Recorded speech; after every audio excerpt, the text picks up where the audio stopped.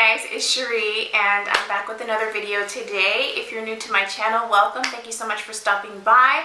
If you're a returning person to my channel, thank you so much for coming back. I know it's been a while since my last upload. Things have been pretty crazy in my household, so it's made it a little bit more challenging to find times to create. This video basically will be sharing with you all the things that I made in February. I'm a little winded.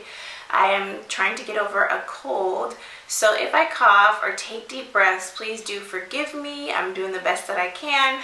I know that we're all quarantined and some of us are feeling a little bit lonely or bored, so I'm going to do my best to produce more videos in this month to kind of help everyone out, give you a little bit of entertainment. And I really am into engagement, so if you have questions, please do put them in the comment section below, or if you just have something you want to talk about regarding the fabrics, the video, maybe sharing your future sewing plans with me, I'd love to hear it. So let's get into the video. I'm now realizing I forgot to turn on my ring light, so I'm going to do that and then we'll continue. That way you'll be able to see the fabrics a little bit better.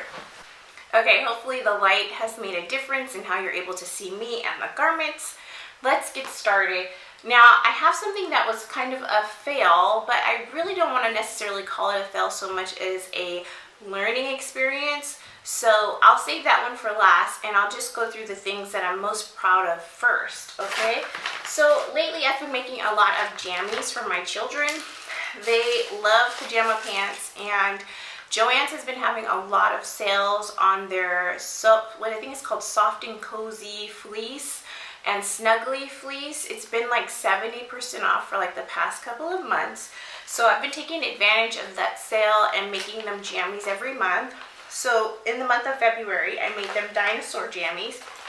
The pattern that I've been using is Simplicity 1520A, and it is an easy to sew pattern. I definitely agree, this pattern is extremely easy to follow and there aren't a lot of pieces to it.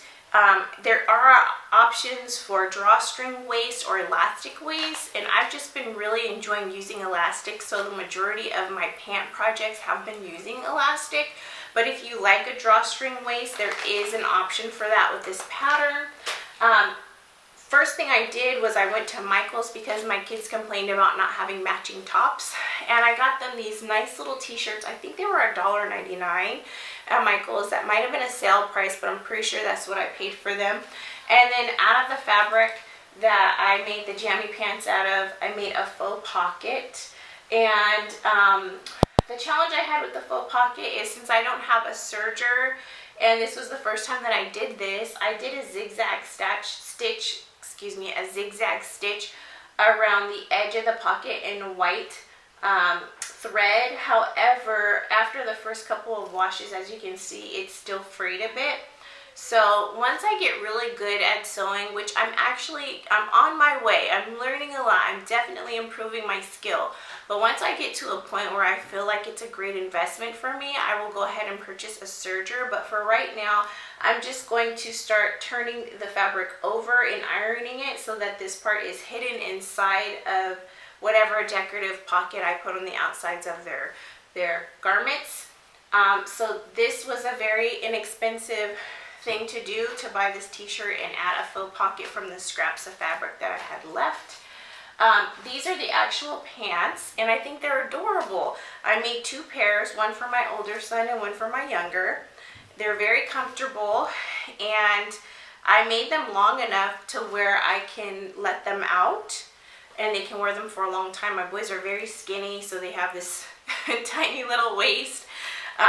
But these jammies, because I've done them, I did them in January, February, and also in March, have become very easy. I can turn them out pretty quickly.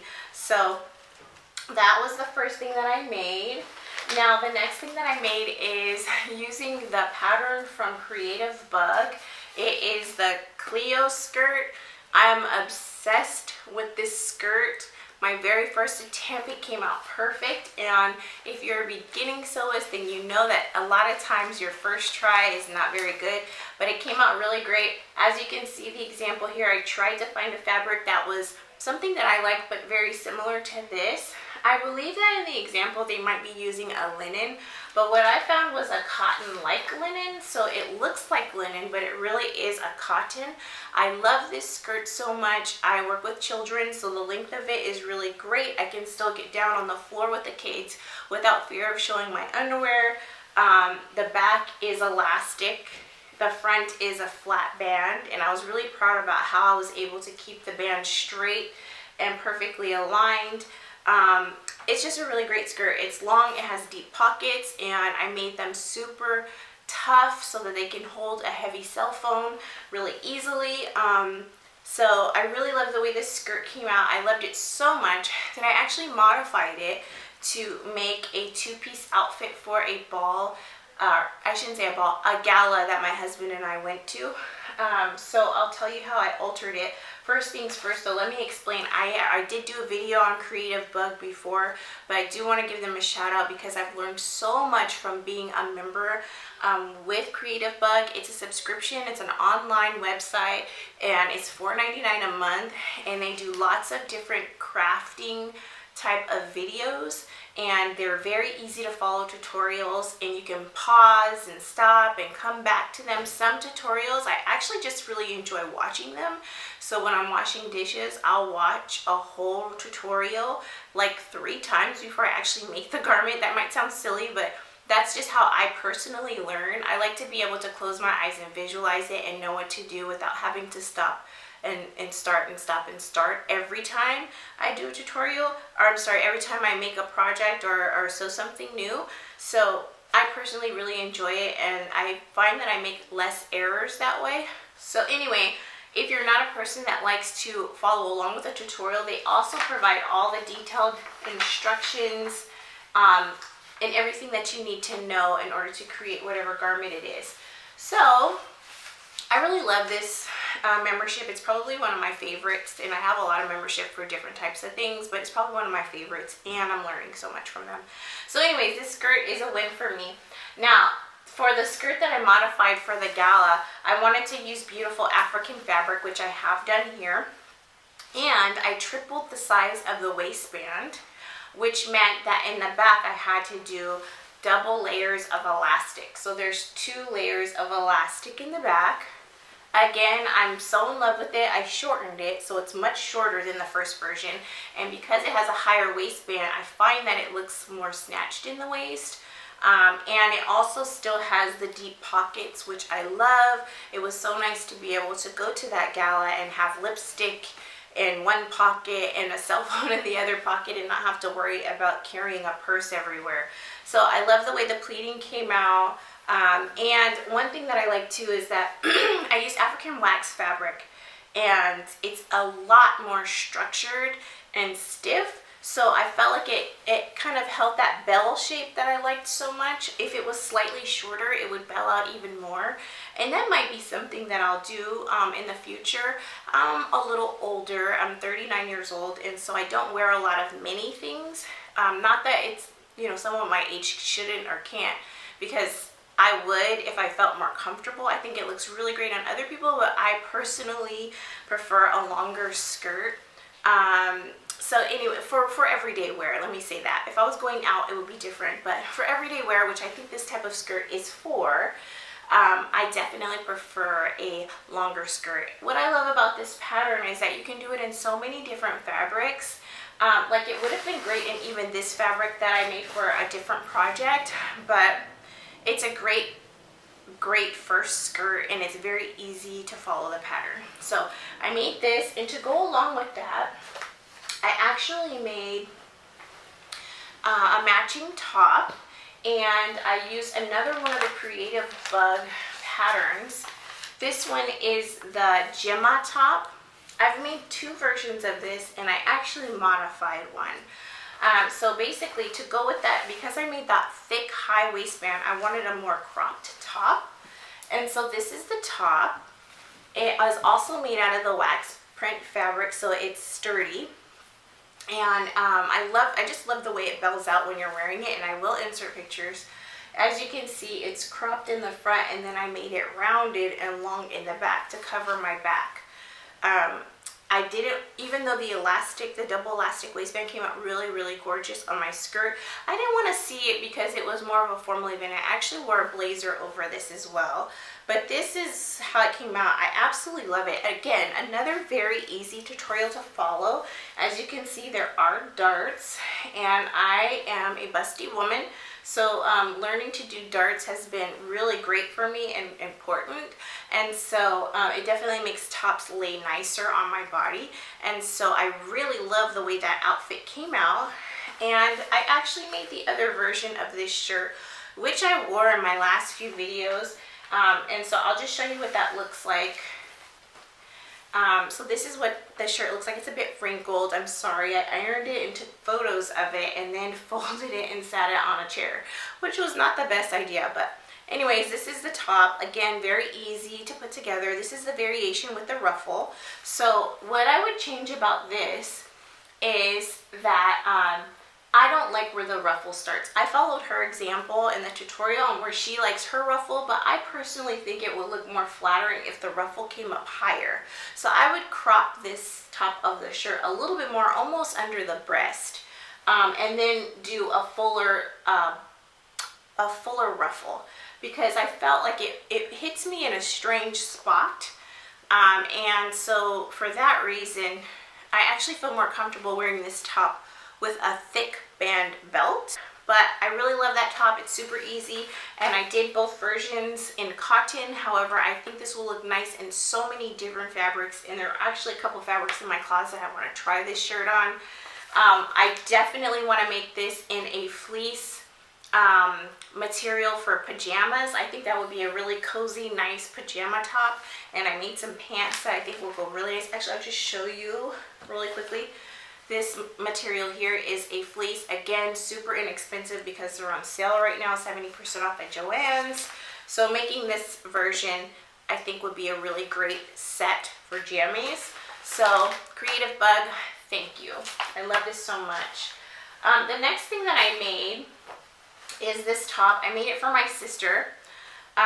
The problem with this top, though, is that I didn't have her measurements. I just kind of guessed it, and so the shoulders is a little bit too long.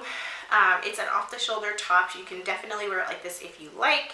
I just drafted it. I've seen so many tutorials of women making these on their own, and so I thought I'd give it a try.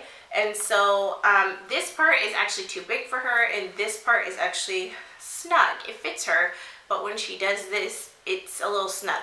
So I actually figured out how to fix the problem for myself, and I figured I better take a step back and just focus on learning how to sew for myself before I start sewing for others. With regards to ladies' garments, kids are different. You know, kids don't care as much. It doesn't have to be perfect, and they love that you've created something for them. But when I'm sewing for other people, I want to master something first before I start making it for other people. One thing I do love about this top, and I was super proud of and actually disappointed that she couldn't wear it, is that I tried a new stitch on my machine. It's a really beautiful decorative-y type of stitch, and so my machine came with all these beautiful stitches, stitch options, and I hadn't been able to play with any of them because I was so afraid of messing up on fabric. So what I did was I took a little scrap fabric and I just practiced a little bit just to see what it looked like and if I liked the way it looked. Alright, so anyway, I was proud of this. I think it's a very cute top even though she can't wear it. I can definitely take in the shoulders. It's not a big deal. It just is not on my priority list. I don't see my sister that often. So when I do see her again, then we can play around with fixing this, or I can just make it smaller and give it to a child. Alright, so moving on, I made that top again, drafted it myself again from a shirt that I already owned. There are tons and tons of tutorials on YouTube for an off-the-shoulder top, and I made it out of this beautiful wax print, African wax print fabric. I love the way this came out. I wore it when I was on my trip to Florida. It looked great. People kept asking me where I bought it, and it was so cool to be able to say that I made it. And so I really love the way it came out. It's super cute, and because I'm extra, I made matching pants. Now these are palazzo pants, or my version of palazzo pants. I love the way they came out. However, I do want to say one thing.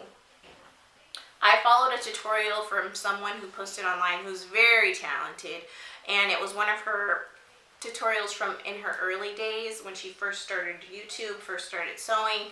And so I would do it differently, let's just say that. And actually Mimi G actually put out a video a few weeks ago about advice for beginning sewists, just to kind of help prevent us from making some mistakes that are typical that she sees a lot. And a couple of the things that she said I actually resonate with now after making the mistakes that she mentioned. But anyways, these look really great on. They're very cute. They're wide leg.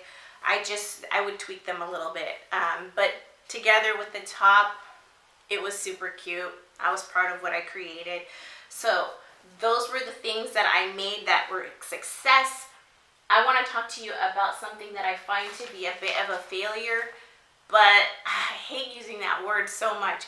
I'm learning from it. I learned a lot from making this dress. It was my very first time making a dress. This is what I made. It's a Vogue pattern V1672. It's beautiful. I will make it again, and when I make it again, I probably will use like a chambray, I think that's how you say it, or a light denim as modeled here by the model.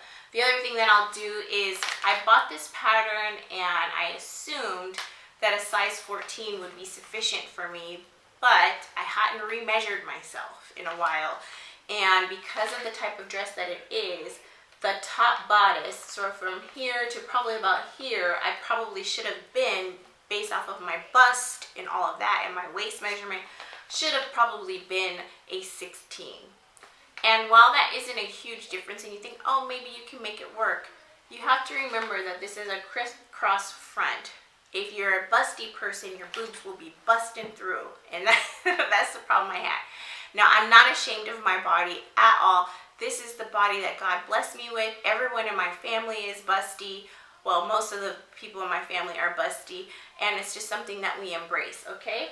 But what I'm trying to say is that I was disappointed that the size that I made for myself was not appropriate. There are lots of tutorials and videos that teach you how to customize your own bust, and I'm actually thinking about joining Mimi G's Sew It Academy just so that I can learn how to fit my own body and alter patterns so that they can fit me better.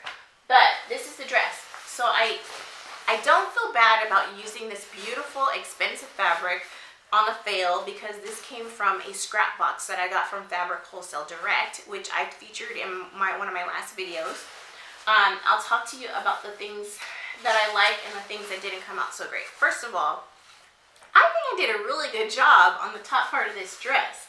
I mean, I used this fabric, and like the example here, I used a contrasting thread. So she has here a navy blue with a light or a white stitch. I used this beautiful fuchsia type of color with a light pink stitch as a contrast stitch. This came out perfect. There are some different things here, like there's a little buckle here. It's kind of hard to tell. When I tried it on, it's not noticeable, but from someone that is a master sewist, you'd probably be able to notice it a little bit better. The way the top pieces came together, I'll even show you the back. With regards to the front and back darts, I was super proud about how I did there. The sleeves, tops, I didn't finish the bottoms because I realized the dress was too small and I got upset. But the way the sleeves came out, I was really proud about. I actually used the template that came, or the pattern that came from this top part. I used it to create a shirt for myself, which I'll show you a picture of.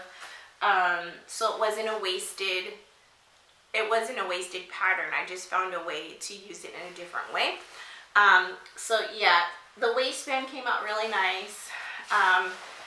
Let's get into the issues that I had. First things first, this was my first dress, and as Mimi G mentioned in that video for beginners, or mistakes that beginners make, I can't remember what it was titled, is that I was excited about sewing, and I'm a new sewist. I've only been sewing since January, and I went straight to a Vogue pattern, which in my mind, I just thought, oh, what a beautiful dress, I want to make that. I didn't think about the fact that Vogue patterns are typically more complicated, have more instructions and steps than other patterns, and so it is for more of an advanced sewist.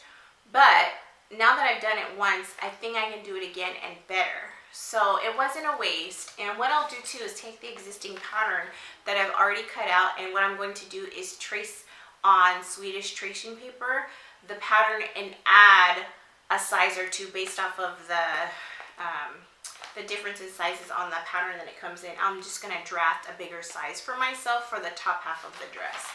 So, well, if you're a beginning sewist, it might be a bit of a stretch unless you don't mind learning and making mistakes that way.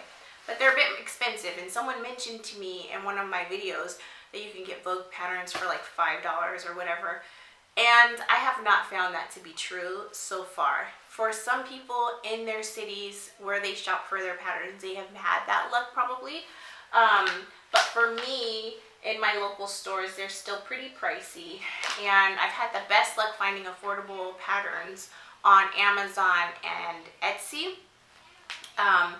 But pattern sales at fabric stores has been my best bet as far as finding affordable patterns. I haven't actually found very cheap Vogue patterns yet. Anyway, moving on. So here's the issue that I have with the bottom of the dress. There were lots of skirt pieces, and it might be hard to tell because of the reflective shiny material, but when it came to piecing the pieces together, I accidentally flipped pieces. So this piece here is the same size as this piece here. And I think that this piece should have been here. Now when I had the dress laid in front of me, and I will insert pictures, my mother-in-law couldn't tell, my husband couldn't tell, no one could tell but me, but when I was holding it up, it just didn't fall right. And you can kind of see that. It just didn't fall right. Do you see, like, this panel just seems oddly placed? And it's because it is. It's placed in the wrong place. Somehow I got it turned around and I didn't connect the two pieces correctly. In the back it looks great. Everything's evenly spaced. Everything looks as though it should. But in the front, it looks as though a panel is in the wrong spot, and it is because it is. So that was the second mistake. So first mistake was the size. Second mistake is the placement of the panels, which people say they can't tell, and I don't know if they're just being nice because they love me or what.